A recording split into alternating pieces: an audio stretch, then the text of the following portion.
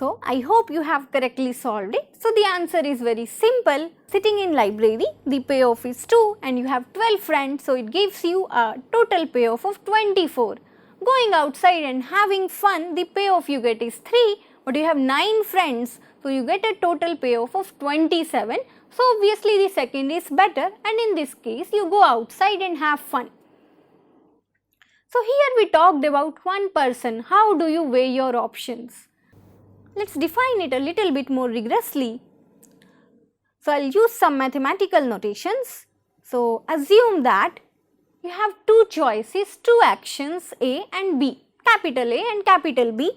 The payoff associated with doing capital A is small a and payoff associated with doing capital B is small b.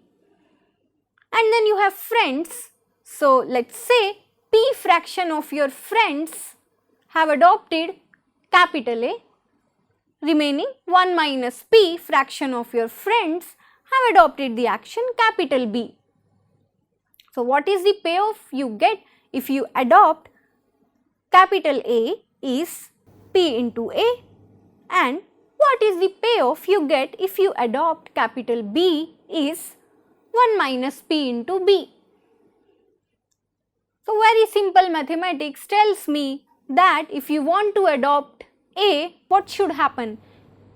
If you have to adopt A, if the product A has to be adopted, if the action A has to be taken, P into A should be greater than or equals to 1 minus P into B, which says that P should be greater than or equals to B by B plus A. So here you got a value of P.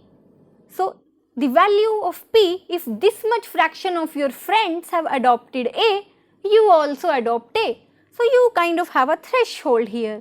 Let's say the value of P here is 40%, 40 by 100. It means that if you have 100 friends, if 40 of your friends adopt A, you will also adopt A. You see a very nice concept here. So let's say this 40% is associated with going outside. If 40% of your friends come and they tell you that they are going outside, you also go outside. And for going to library, it is 60%. If 60% of your friends go to library, you also go to library. So what's happening here? Assume that you have 10 friends. Out of these 10 friends, 4 should go outside for you to get outside. So let's look at it sequentially. One of your friend comes and tells you that he is going outside. And previously you have decided that you will study in library, and then one of your friend comes and tells you that he is going to go and have fun outside. You won't be bothered much. Then second of your friend comes and then tells you he is going to go outside. You'll be like, okay, fine. Third of your friend comes and tells you he is going outside. You little bit feel that, oh, so many people are going outside, I should also go. But still somehow you refrain yourself because you want to complete that assignment. But then when now this fourth friend comes and tells you that he is going outside, your mood gets completely changed. You get ready and hang around with them. So this phenomenon is known as social reinforcement. When more and more people come and tell us about something, we tend to believe that information. Let's extend this scenario from ourselves to the complete network. So in the complete network, it's not just one person who is deciding what to do. Everybody. So it's not just we who are looking at each other and following them. It's like everybody is looking at each other and weighing their options and getting impacted by what others are doing, and they are doing something. So how does this complete thing operate? So for understanding it nicely, let's again take the same example. There is this class of 40 people, let's say, and they all are friends, there are friendships between them, and they all have this pending assignment on Wednesday. And the entire class has decided, each and every student in the class has decided that they are going to sit in the library and complete this assignment.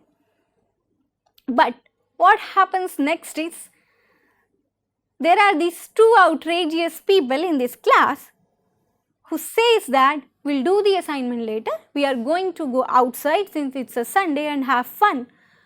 So the two nodes in this network, they flip and they change their mind from doing the assignment to going outside and having fun. And now what happens? Now everybody is kind of start changing their opinion. So where everybody wanted to sit and work on this assignment, they look at these two people and see that they are going outside. The things in the class start changing.